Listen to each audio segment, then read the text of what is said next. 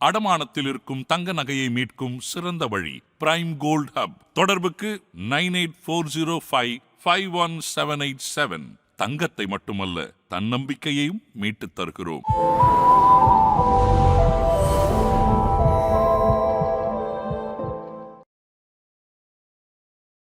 So coffee குடித்தா acidity வருமா? 100% வரும். டீ குடித்தா அசிடிட்டி வருமா? 200% வரும். ஸோ அதனால் அந்த காஃபி டீ குடிக்கிறது அசிடிட்டி அதிகப்படுத்துமா? எஸ். அந்த காலத்தில் நம்ம என்ன பண்ணுவோம்னா, நம்ம சுற்றுப்புறத்தில் இருக்கக்கூடிய பொருட்களை தேநீராக கொடுப்போம். ஆவாரம்பூ தேநீர், செம்பருத்தி தேநீர், துளசி தேநீர் இதெல்லாம் கொடுப்போம். எங்களோட கூட படிக்கிற பிள்ளைங்க எல்லாம் அந்த ஆடி மாதத்தில் வந்து சளி வரும், இருமல் வரும், வயிற்றால போகும், காய்ச்சல் வரும். எங்கள் யாருக்குமே அது வந்ததே கிடையாது. 30லேருந்து 40 யாருக்கெல்லாம் அந்த ஆசிட் ரிஃப்ளெக்ஸ் ப்ராப்ளம் இருக்கும், அவங்க முறையாக அதை கவனிக்கல அப்படின்னா 19% கேன்சராக மாறுறதுக்கு வாய்ப்பு.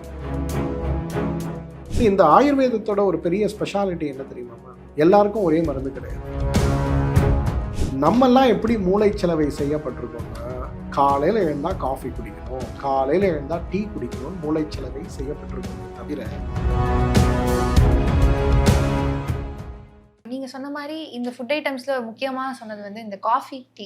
இது வந்து இன்றைக்கி நிறைய பேர் நிறைய டைமிங்கில் எடுத்துக்கிறாங்க. இது நிஜமாவே நல்லதா இல்லை நம்ம குறைந்த அளவில் எடுத்துக்கணும்? சரி, பொதுவாக உற்சாக பானங்கள் தேவைப்படுகின்ற ஒரு மனநிலை தான் நமக்கு இருக்கே தவிர, ஃபிசிக்கலாக you don't require coffee or tea to be active. சரிங்களா? அந்த காலத்தில் நம்ம என்ன பண்ணுவோம்னா, நம்ம சுற்றுப்புறத்தில் இருக்கக்கூடிய பொருட்களை தேநீராக கொடுப்போம். ஆவாரம்பூ தேநீர், செம்பருத்தி தேநீர், துளசி தேநீர் இதெல்லாம் கொடுப்போம். அந்த காலத்தில் வீட்டில் ஒரு பாட்டி இருப்பாங்க. பாட்டிங்கிறத விட கொள்ளு பாட்டி இருப்பாங்க. இந்த கொள்ளு பாட்டி வந்து உங்களுக்கு மழை பெஞ்சதுன்னா வீட்டில் எல்லாருக்கும் துளசி டீ. வீட்டில் வந்து பசி இல்லாத ஒரு நேரம், கோடை காலமாக இருக்கா, உடனே ஓமத்தி நீர் போட்டு கொடுப்பாங்க. ஆடி மாதம் வரப்போகுது. இந்த ஆடி மாதத்தில் எல்லார் வீட்லேயும் வயிற்றால போகக்கூடிய நோய்களும் தொற்று நோய்களும் வரக்கூடிய ஒரு காலமாக இருக்கிறதுனால இந்த சீசன் ஃபுல்லாக பார்த்தீங்கன்னா, எனக்கு தெரிஞ்சு எங்கள் கிராமங்களில், எங்கள் வீடுகள்லாம் ஆடி மாதம் வந்தாலே காலையில் கசப்பாக ஒரு டீயை போட்டு கொடுப்பாங்க. பக்கத்தில் ஒரு பெரம்பையே வச்சுருவாங்க.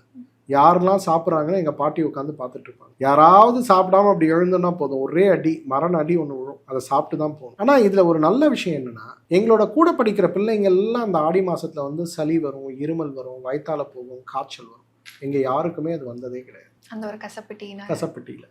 ஆனால் இது ஒன்லி ஃபார் ஆடி மாதம். உடனே ஆவணி வரும்போது இன்னொரு டீ வரும், மார்கழி வரும்போது இன்னொரு டீ வரும். ஒவ்வொரு மாதத்துக்கும் ஒரு மூலிகை தேநீரை காலையில் சாப்பிட்ற ஒரு வழக்கம். ஸோ இன்னைக்கு காஃபி டீ குடிச்சா ஆக்டிவாக இருக்கும் அப்படின்னு நினைக்கிறது ஒரு மிகப்பெரிய வணிகம். ஒரு சின்ன ஸ்டோரி ஒன்று சொல்லுவாங்க. ரொம்ப பிரபலமாக இருக்கக்கூடிய ஒரு காஃபி கம்பெனி வந்து அவங்களோட எக்ஸ்பான்ஷன் வந்து ஜப்பானுக்கு கொண்டு போனாங்க. ஜப்பானில் அவங்க எல்லாருக்கும் தெரியும், அவங்க வந்து மில்க் சேர்க்க மாட்டாங்க, க்ரீன் டீ தான் அவங்களோட பிரதான உணவு. விருந்தினர்கள் வீட்டுக்கு வந்தாலும் ஆசிரியர்கள், மாணவர்கள் எல்லாருமே இந்த க்ரீன் டீயை சாப்பிடுவாங்க. ஆனால் அந்த க்ரீன் டீயை ஒரு நாளைக்கு 30 முறை சாப்பிடுவாங்க. நம்ம ஊரில் எப்படி தண்ணி குடிக்கிறோமோ அந்த மாதிரி ஒரு 20 ml ஒரு சிப்பு தான் அது இருக்கும், அதை குடிப்பாங்க. அப்போ வந்து இந்த கம்பெனி வந்து பெரிய அளவு செலவு செய்து எல்லாம் மார்க்கெட்டிங் பண்ணி கூட அந்த கம்பெனியால் ஒரு பாக்கெட் காஃபி கூட விற்க முடியல ஜப்பானில். எல்லாருக்கும் ஆச்சரியம். த பெஸ்ட் ஸ்ட்ராட்டஜிஸ்ட் இந்த வேர்ல்டை கொண்டு போய் அவனை உட்கார வச்சு எல்லாம் பார்த்து ஏன் ஃபெயிலியர் ஆனோம், எனக்கு காரணம் சொல்லு அப்படின்னும் போது அவன் சொன்னான்னா, இந்த கலாச்சாரம் வந்து அவங்க டீ குடிக்கிற கலாச்சாரத்தில் இருக்காங்க. இந்த கலாச்சாரத்தை நீ மாற்ற முடியாது. ஆனால் நீ என்ன பண்ணு, சாக்லேட்ஸ் பண்ணு காஃபியில். இந்த சாக்லேட்ஸை அடல்ட்ஸை டார்கெட் பண்ணாத, குழந்தைங்களை டார்கெட் பண்ணு. அப்போ அவங்க கேட்டிருக்காங்க, அந்த கம்பெனியோட CEO கேட்குறாரு, அதனால் என்ன யூஸ் அப்படின்னு. இந்த சாக்லேட் விற்கிறதுல உனக்கு லாபம் வராது, ஆனால் இன்றைக்கி சாக்லேட் சாப்பிட்ற பையன் தான் நாளைக்கு அடல்ட்டாக வருவான். அப்போ நீ இங்கே மொத்த 10 வருஷம் அவன் அடல்ட் ஆகிற வரையிலும் என்ன சாக்லேட்டில் உனக்கு லாஸ் இருந்ததோ அது 6 மாதம் அவன் காஃபி குடித்தாலே உனக்கு ப்ராஃபிட்டாக வந்துடும். இன்றைக்கு உலகத்திலேயே 4வது அதிகமாக காஃபி குடிக்கக்கூடிய கண்ட்ரி எதுனா ஜப்பான் தான். நம்மெல்லாம் எப்படி மூளைச்சலவை செய்யப்பட்டிருக்கோம்னா, காலையில் எழுந்தால் காஃபி குடிக்கணும், காலையில் எழுந்தால் டீ குடிக்கணும்னு மூளைச்சலவை செய்யப்பட்டிருக்கோமே தவிர, காஃபியோ டீயோ ஆரோக்கியத்திற்கோ நல்லதோ கிடையவே கிடையாது. ஸோ ஃபஸ்ட் இந்த கான்செப்டை நம்ம புரிஞ்சுக்கணும். ஸோ காஃபி குடித்தா அசிடிட்டி வருமா? 100% வரும். டீ குடித்தா அசிடிட்டி வருமா? 200% வரும். ஆனால் அதை விடுத்து இருக்கிறதுக்கு நம்ம தயாராங்கிற மனநிலை தான் எனக்கு தேவை. பொதுவாக நீங்கள் ஹைப்பர் அசிடிட்டிக்காக எந்த டாக்டரை பார்த்தாலும், அது வந்து ஒரு Ayurveda doctor, allopathy doctor, Siddha doctor யாரை பார்த்தாலும் ஃபர்ஸ்ட் அட்வைஸ் என்ன கொடுப்பாங்க? காஃபி டீ குடிக்காதீங்கன்னு தான் சொல்லுவாங்க. ஏன்னா அதுவே ஒரு ஆசிடு, வயிற்றுக்குள்ளே ஏற்கனவே ஆசிடு, உள்ளே போன உடனே இன்னும் அசிடிட்டி ஜம்ப் ஆகும். அப்போ நீங்கள் எப்படி வந்து நல்லா இருக்க முடியும்? ஸோ அதனால் அந்த காஃபி டீ குடிக்கிறது அசிடிட்டி அதிகப்படுத்துமா? எஸ். ஆனால் காஃபி டீ குடித்தாதான் நான் ஃப்ரெஷ்ஷாக இருக்கேன் அப்படிங்கிற அளவுக்கு மனசு நமக்கு மாற்றப்பட்டு இருக்கிறது. அந்த கான்செப்டை we need to change. So ரொம்ப அழகாக சொன்னீங்க சார். காஃபி டீ வந்து எந்த அளவுக்கு நம்ம பிரெயின், அதாவது இது எப்படி உருவாகுச்சு அப்படின்றதே வந்து நம்ம யாருக்குமே தெரியல. பட் எல்லார் வீட்லேயும் வந்து காலைல எழுந்திரிச்சா ஒரு கப் காஃபியோ டீயோ வந்து குடிக்கிறது கலாச்சாரமாக நம்மளுக்குள்ள இருக்குது. பட் அது உடம்புக்கு எந்த அளவுக்கு தீங்கு செய்யுது அப்படின்றது நம்மள நிறைய பேருக்கு தெரிய மாட்டேங்குது. ஸோ இதுக்கு பதிலாக ஒரு ஆல்டர்னேட்டிவ் மார்னிங் ரொட்டீன் அப்படின்னா எல்லாருக்கும் எதுன்னு நீங்கள் சொல்லுவீங்க? சுக்கு டீ. ஓகே. ஜீரகம், சோம்பு, சுக்கு, மிளகு, தனியா, 5 பொருள் தான். இது நம்ம வீட்டு சமயக்கட்டிலே இருக்கும். இந்த சுக்கு டீயோட பெரிய பெனிஃபிட்ஸ் என்னென்னு பார்த்தீங்கன்னா, குட் ஃபார் ஹைப்பர் அசிடிட்டி. இது வெளியிலேருந்து பார்க்கறதுக்கு காரமான ஒரு டீயாக இருக்கும். ஆனால் இதை ப்ரிப்பேர் பண்ணி அதில் ஒரு கருப்பட்டியை போட்டு இல்லை ஒரு வெல்லத்தை போட்டு நீங்கள் சாப்பிட்டீங்கன்னா உங்களோட அசிடிட்டி குறையும். வயிற்றில் இரவு முழுவதும் தேங்கி கிடக்கக்கூடிய அமிலங்கள் உடனே ஃப்ளஷ் ஆகும். இதை ஒரு 5:30 மணிக்கு நீங்கள் குடிச்சிங்கன்னா ஒரு 7 மணிக்கு நீங்கள் பவல் உங்களுக்கு மூவ் ஆகும்போது ஃபுல்லாக வயிற்றில் இருக்க டாக்ஸின்ஸ் போயிடும். கேஸ் ட்ரபிள் வராது, பித்தப்பையில் கற்கள் வராது, மலச்சிக்கல் வராது, பெரிஸ்டாலிக் மூவ்மெண்ட், குடலுடைய அலை இயக்கம் சீராக இருக்கும், நல்ல பசி எடுக்கும், நல்லா சாப்பிடலாம். இந்த சாப்பிட்டு முடித்த பிறகு ஒரு பெரிய ஒரு ஹெவினஸ் வயத்தில் ஃபீல் பண்ணுவோம்ல, அது வராது. இது எல்லாத்துக்கும் மேலே it's a wonderful carminative and digestive. இது ஒரு மூலிகையோடு இருக்கக்கூடிய ஆன்டி ஆக்சிடென்ட் இருக்கக்கூடியது. ரொம்ப சிம்பிள் தானே. சுக்கு, மிளகு, ஜீரகம், சோம்பு, இது எல்லாமே நம்ம சமயக்கட்டில் உள்ளது தானே. தனியாக நீங்கள் பணம் கொடுத்து கூட வாங்க வேண்டாமே. ஸோ ரொம்ப அழகாக சொன்னீங்க சார். ஏன்னா இன்றைக்கி ஆசிட் ரிஃப்ளெக்ஸ் அப்படின்றது வந்து நிறைய பேர் இக்னோர் பண்ணுற ஒரு விஷயமா இருக்குது.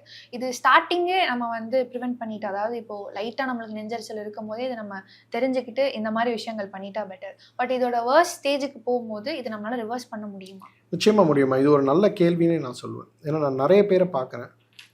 இன்றைக்கு ஈசோஃபேகல் கேன்சருக்கும், ஸ்டொமக் கேன்சருக்கும், ஸ்மால் இன்டெஸ்டைன் கேன்சருக்கும் அடிப்படையான மெடிக்கல் ஹிஸ்ட்ரின்னு பார்த்தோம்னா, யாரெல்லாம் ஆசிட் ரிஃப்ளெக்ஸை ரொம்ப நாள் கவனிக்காமல் இருக்காங்களோ அவங்க எல்லாருக்குமே கேன்சர் வரதை நம்ம பார்க்கணும். இன்றைக்கு அமெரிக்காவில் இருக்கக்கூடிய ஈசோஃபேகல் கேன்சர் அசோசியேஷன் ஒன்று இருக்குது.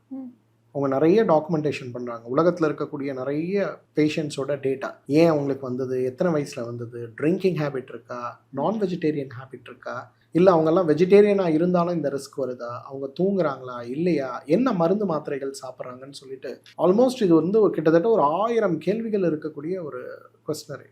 இதை வந்து அவங்க டைம் எடுத்து ஃபில் பண்ணி கிட்டத்தட்ட ஒரு 25,000 டாக்குமெண்டட் கேஸை டாக்குமெண்ட் பண்ணி எடுத்து ஒரு ஸ்டாட்டிஸ்டிக்ஸ் கொடுக்குறாங்க. அதில் பார்த்தீங்கன்னா 80% யாரெல்லாம் 20லேருந்து 30 வயசில் ஆசிட் ரிஃப்ளெக்ஸ்க்கு ஆளாகிறாங்களோ அதில் 13% பேருக்கு புற்றுநோய் ஆக மாறுறதுக்கு வாய்ப்பு இருக்குது. 30லேருந்து 40 யாருக்கெல்லாம் அந்த ஆசிட் ரிஃப்ளெக்ஸ் ப்ராப்ளம் இருக்கோ அவங்க முறையாக அதை கவனிக்கல அப்படின்னா 19% கேன்சராக மாறுறதுக்கு வாய்ப்பு இருக்குது. 40லேருந்து 65 வயதுக்குள்ளே யாருக்கெல்லாம் அந்த ரிஸ்க் இருக்கோ அதில் 11% இந்த வாய்ப்புகள் இருக்கிறது. துரதிர்ஷ்டவசமாக 65 வயசுக்கு மேலே யாருக்கெல்லாம் ஆசிட் ரிஃப்ளெக்ஸ் டெவலப் ஆகுதோ அதில் 31% பேருக்கு அது புற்றுநோயாக மாறுவதற்கு வாய்ப்பு. ஸோ இன்றைக்கு ஆசிட் ரிஃப்ளெக்ஸ் அப்படிங்கிறது ஒரு பேண்டாசிட் மாத்திரையை போட்டு கட்டுப்படுத்தக்கூடிய நோய் கிடையாது.